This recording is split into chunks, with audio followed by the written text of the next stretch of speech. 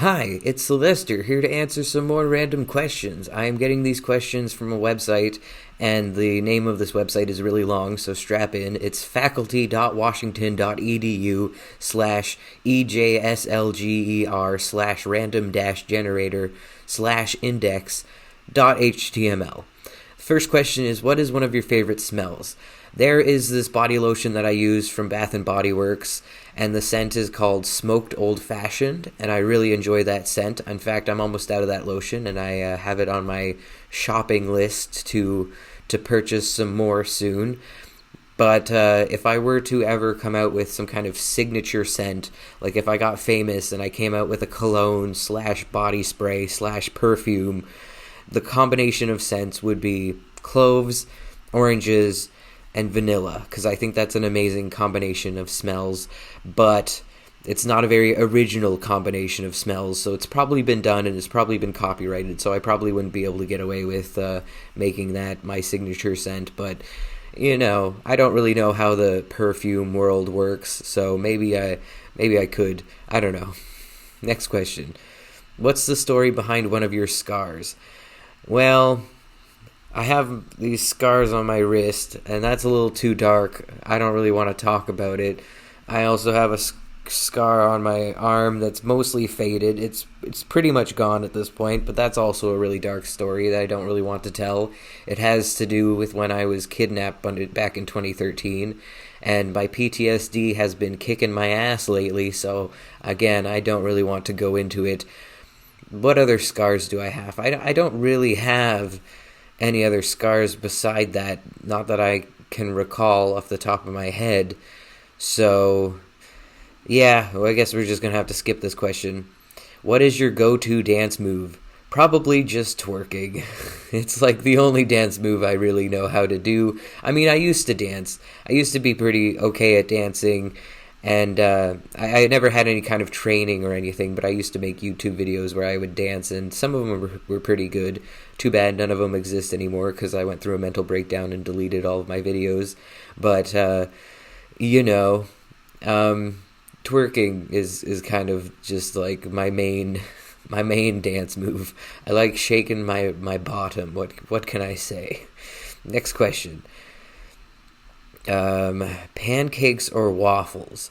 I like waffles just because it's just like they say you eat with your eyes, and you can't deny that waffles are more visually interesting than pancakes. Plus, if you're eating the waffles with butter and syrup, there's more opportunity for the butter and the syrup to pool in the little holes of the waffles. So, not healthy, but definitely very delicious. Next question. What was the best compliment you've ever received? I don't know. Somebody once in high school told me they liked my laugh, that I had a really nice laugh. And I latched onto that so hard that, like, every time I laughed, I would, like, over-exaggerate my laugh, and I'd try to laugh as loud as possible because I was so extremely proud of my laugh because I got complimented on it. So I was just, like, obnoxiously loud when I laughed. Like, I went to go see a play in high school. There was a play being put on by another school, and we went there, and somebody that I knew was in that play, and they came up to me after the play and was like, all I could hear the entire play was just you laughing, just above everybody else laughing. I could just hear you laughing. And so that's when I realized I needed to tone my laugh down a little bit. I was being a little too obnoxious and a little too loud. But that's the danger of complimenting me, is it's gonna go to my head. Next question. What story does your family always tell about you? What's a story that my mom likes to tell about me, or that my dad likes to tell about me? I don't know. God, I feel like I'm not doing a good job answering these questions today. There's a lot of I don't knows, I feel like, but I don't know. I'm not entirely sure. Next question. What is something you can never seem to finish? I have been writing this script for a long time. There was a play I wrote in high school called 452, which is my favorite number. If you don't know, I loved the show Reboot growing up, and Bob, the main character, was my favorite character, or is my favorite character, and he is Guardian 452. So I've adopted the number 452 as my favorite number. And so I had this play in high school called 452, and I was really proud of it. It went really well. Everybody seemed to like it. And then when I got out of high school in my early 20s, I rewrote the script entirely because a main plot point was that the main character struggled with schizophrenia. And people told me that that was not appropriate, that was offensive because it wasn't an accurate depiction of schizophrenia, and I shouldn't be writing a story about something that I don't know. Like, I don't know, like there was a teacher around the time that I was putting the play on in high school. There was a teacher whose daughter was schizophrenic and she passed away. And so it was kind of just one of those things where everybody thought it was a little bit offensive for me to write a story about schizophrenia, even though I wrote the story before I knew about the teacher's daughter. And it was a highly fictionalized version of schizophrenia, that's for sure. But looking back on it, I don't think it was that offensive. I don't think it was that bad. I don't know. Anyway, it was, I rewrote it. God, I'm taking forever to... What's something I can't seem to finish? This story. It's taking me forever to answer this stupid question. I'm getting really frustrated with myself. I'm having kind of a bad day. I don't know if you could tell. I'm having a little bit of a bad day.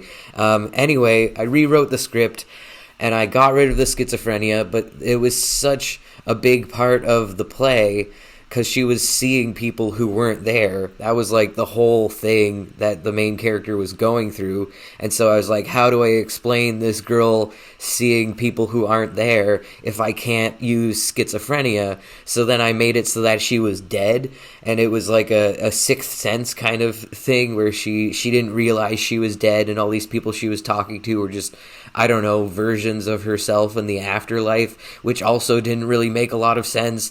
So I ruined the script. I really tried to rewrite it to be less offensive, and it just destroyed the entire concept of the play. And so I'm rewriting the script yet again. I have no idea what I'm going to do with it. I don't know if I'm going to try to turn it into a short film. I'll have to try to find actors for that, and that's going to be probably impossible, but I don't know. I don't know what I'm going to do with it, but I'm rewriting the script for a third time, and this time I'm sticking to the whole thing where she's mentally ill and she's seeing people who aren't there, but I'm just not going to mention the word schizophrenia. I'm just going to let it be nondescript psychosis, just a fictionalized version of some kind of psychotic breakdown, which is something that I have had personal experience in, so I don't find it offensive for me to write a story about somebody who experienced extreme psychosis with hallucinations, because I experienced extreme psychosis with hallucinations, so I'm allowed to write this story now. But again, I'm not mentioning the word schizophrenia. I'm not mentioning what specific mental illnesses she has. She's just mentally ill. Like that, we're just gonna say she's mentally ill and having some kind of breakdown. And I've rewritten most of it, and I think I've finally gotten it to a place where I like it, and I think it's great. In my personal opinion, I think it's great, but again, it's taking me forever to answer this stupid question. The point is, I haven't finished this script, and it's been a long time, and I haven't even worked on it. I haven't even looked at it in a long time because I don't know. I lost interest in it, so I have this unfinished script that is just sitting there taunting me. Gosh, how long did it take me to answer that freaking question? That was a long and rambly one. I'm debating whether or not I should restart the video, but maybe not. This is my truth, This is just the kind of day I'm having. My brain's just not working that well. Anyway, would you rather be stuck on a broken ski lift or a broken elevator? As much as I dislike heights, I'd rather be on a ski lift because the possibility that you might fall to your death is lower than a broken elevator. Because I'm not scared of elevators, but there is that fear that you're going to get into an elevator, or I'm going to get into an elevator, and it's going to break, the cables are going to snap, and you just fall to your death. And that would be a terrifying way to die. So ski lift is my answer. Although a ski lift would be cold. It would be very cold, but still better than the idea of being in an elevator that might fall. So, next question. What's one place you've traveled that you never want to go back to?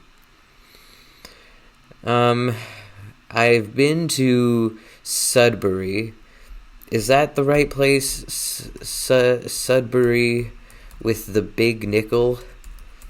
They have like a giant nickel that I saw from a distance. I didn't see it up close, but yeah. Okay, Sudbury. I went to Sudbury, and I didn't like it there, and everybody was really weird, and I just got really bad vibes. And so that's my story about being in Sudbury. There was this guy who I was there. It was when I got kidnapped, so I was there with my kidnapper.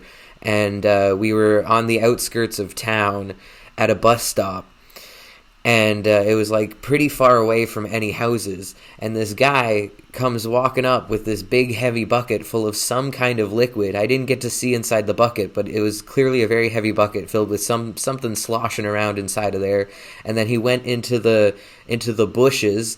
Like it was like tall grass. It wasn't bushes, but it was just, he went into the tall grass and he dumped the bucket out, and then he's like, okay, bye. And he's like, hi. And then he's like, all right, bye. And he just like left.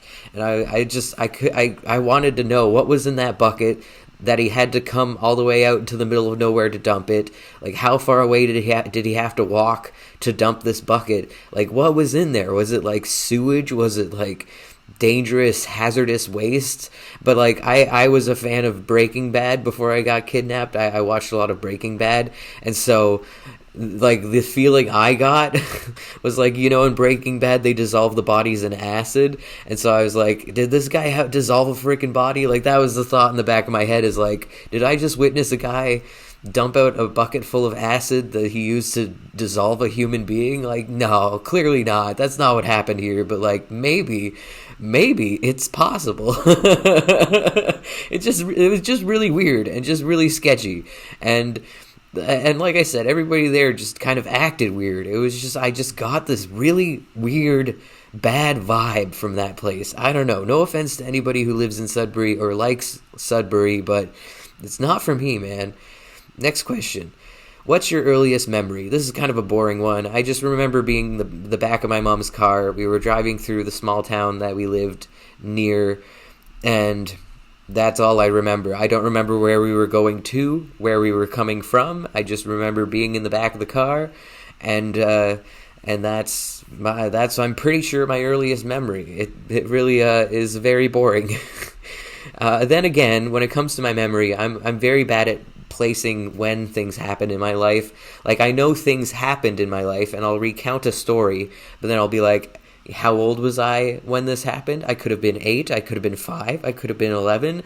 I have no idea. Unless there's context to the story where I know that I was a certain age when I lived in a certain house or something like that. But for the most part, when it comes to when things happened in my life, I have no idea. I'm very bad at remembering when events occurred.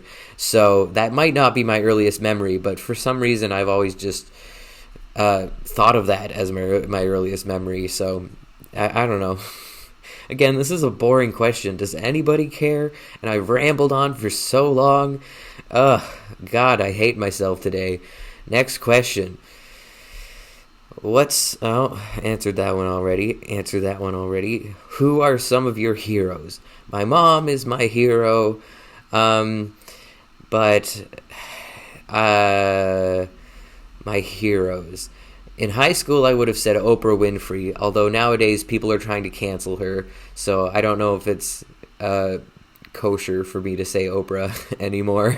Am I allowed to like Oprah? I don't know. You tell me. But I do think that she paved the way for a lot of people, and I do think she is an important figure. Same with Ellen DeGeneres, where, like, I know Ellen DeGeneres has been canceled. I know she's done some problematic things. I know that there are good reasons to hate her, but I will always kind of love Ellen DeGeneres, unless it turns out she did something really heinous, like rape or murder or something. Like, or like if it turns out that she abused Portia or something, like, it's maybe there have been reports that she's abusive. Like, I don't know. I'm not really that up on the Ellen DeGeneres drama. All I know is that I have a lot of fond memories of watching Ellen DeGeneres growing up, and she paved the way for a lot of gay and lesbian people in the industry, and she is a very influential person,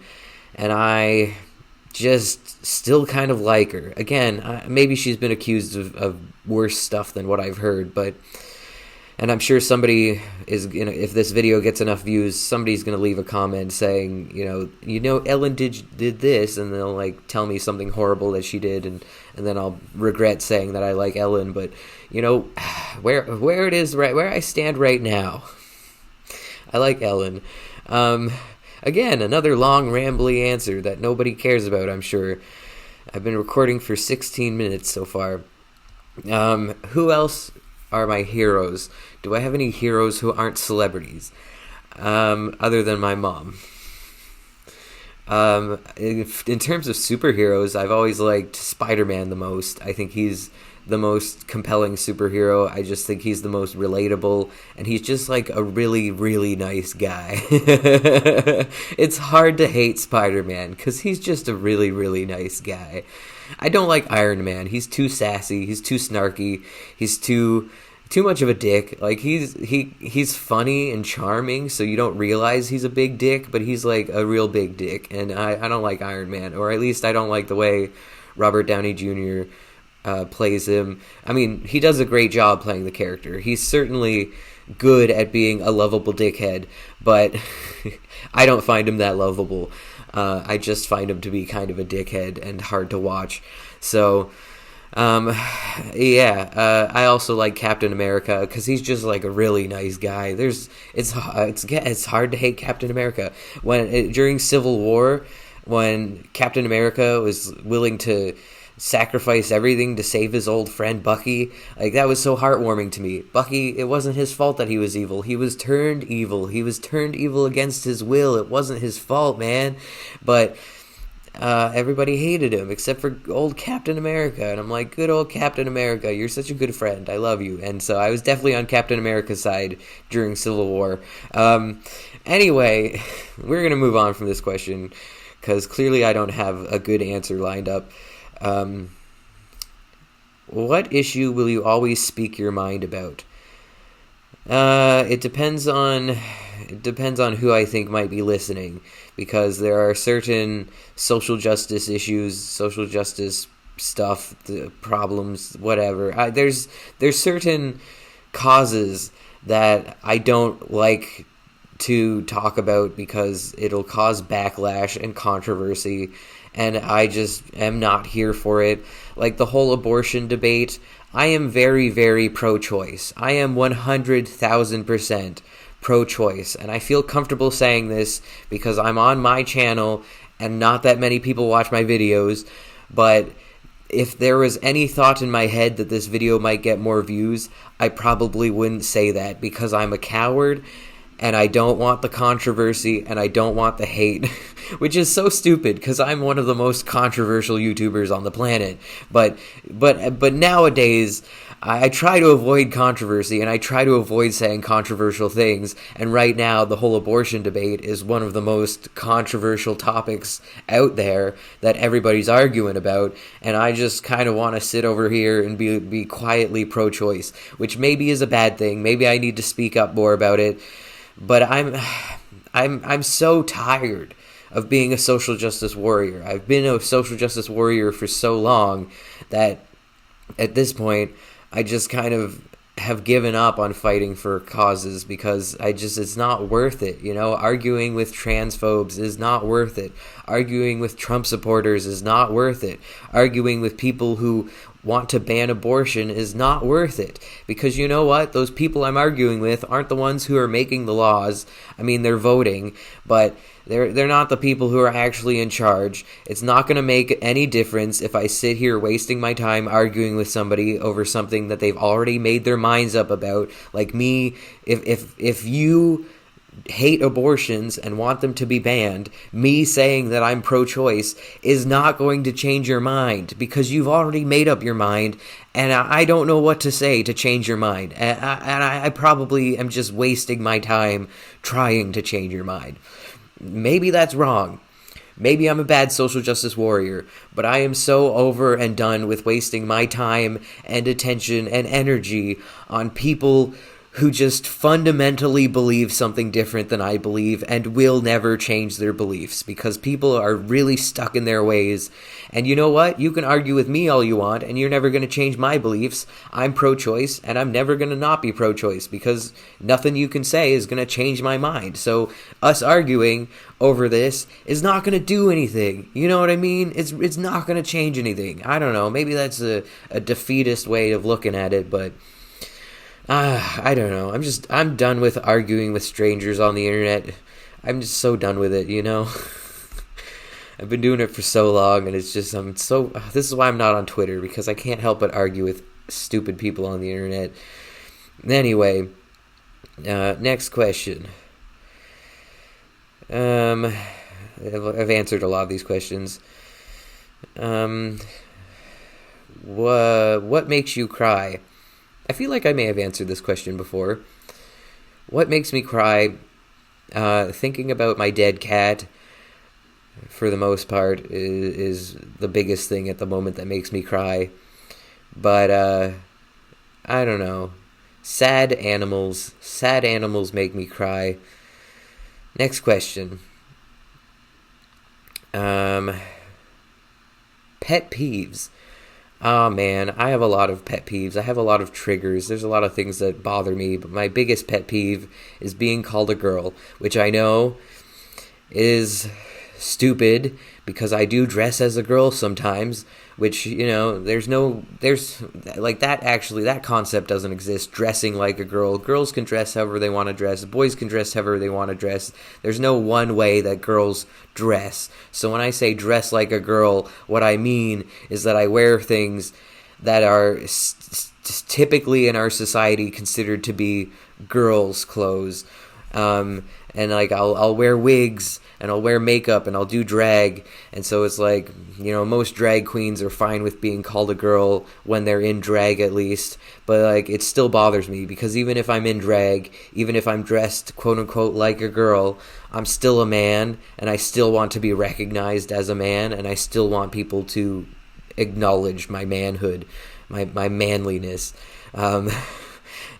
So yeah, that's something I'm trying to get over. I'm trying to be less sensitive about being called a girl, because especially being a trans person on the internet, people are going to call me a girl. It's going to happen. It has happened a lot, and at this point, I should just expect it, and the best way to fight against it is probably to learn to be okay with it. You know, somebody's like, "Hey girl," or like, "Oh, you're such a girl. You're a girl." And my response, instead of being like, "Fuck you, I'm a man," should be like, "Hell yeah, I am. Yas. I'm such a girl." Flip my wig, flip my hair, and just like own it. And then that takes the power away from them, because they thought they were insulting me, and instead I took it as a compliment. So you know, I should get over it, but it's hard. It's a lot harder than you might think. Anyway, have you ever saved someone's life? No, not that I know of, unless my mere presence has been enough to make people want to keep living. Next question. What bends your mind every time you think about it? Bends my mind. That's a weird question. Something bending my... I've been recording for 24 minutes. I should end this video, but I'll answer this question. What bends my mind every time I think about it? Math. As soon as numbers start popping up, my brain just starts, it just goes blank. I see numbers and my mind's like, nope, I can't do that. You want me to add? You want me to multiply? You want me to divide? Please don't make me divide. Oh my God, do not make me divide. I do not even know how to long divide. I've learned so many times in my life how to long divide, and that knowledge just will not remain in my brain. It leaves as soon as I learn it. So, please do not ask me to do math. God, I'd be happy if I never had to do math ever again in my life. But unfortunately, numbers exist, and math is a necessary skill. So stay in school, kids, and learn your math. Don't be like me. Calculators cannot be depended on for everything. Anyway, that's all. God, this video was a freaking mess. I'm probably gonna post this video and then re-watch it, go back and watch it and be like, wow, this video is a mess, and then I'll take it down because, like, yeah, this video is a freaking mess. I'm a freaking mess today. Good Lord. Anyways, thank you so much for watching. Have a great day. Stay frosty. Bye.